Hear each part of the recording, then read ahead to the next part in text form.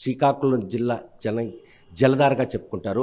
20 ఏళ్ళు కావస్తుంది. దివంగత నేత వైఎస్ రాజశేఖర రెడ్డి హయాంలో సుమారు 19 టీఎంసీలు నిల్వుంచి జిల్లాకి 2 పంటలకి సాగునీరు, జిల్లా వాసులకు తాగునీరు అందించారు. అటువంటి ప్రాజెక్టు నిర్మాణంలో ఈరోజు కూటమి ప్రభుత్వం ఎందుకు తత్సారం వస్తుందని గమనించారు.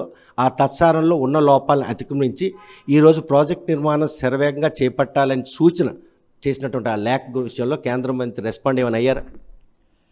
తెలుగుదేశం పార్టీకి శ్రీకాకుళం జిల్లా అంటే ఏ రోజు చిత్తశుద్ధి లేదండి. ఎందుకనంటే దాదాపు 17 సంవత్సరాలు ముఖ్యమంత్రిగా చేసినటువంటి చంద్రబాబు నాయుడు గారు ఈ జిల్లాకు తెచ్చినటువంటి ప్రాజెక్టు ఒక్కటీ లేదు. మన జిల్లాకి ఎంతో అంత ఉపయోగపడింది, మన జిల్లాకి జీవనాడైనటువంటి ప్రాజెక్టు వంశధార. మన జిల్లాకి పోలవరం అయితే మన జిల్లాకేం వచ్చేది, శ్రీకాకుళం జిల్లాకేం వచ్చేది.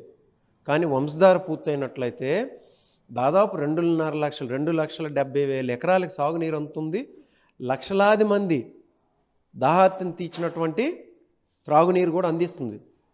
అలాగే 7 మండలాల ఉద్దానికి ఏదైతే కిడ్నీ వ్యాధులతో సఫర్ అవుతున్నారో వాళ్ళకి సర్ఫేస్ డ్రింకింగ్ వాటర్ కూడా అదే వంశధార ప్రాజెక్ట్ నుండి అందిస్తున్నటువంటి మనకి ఒక బృహత్తరమైనటువంటి ప్రాజెక్ట్ అది.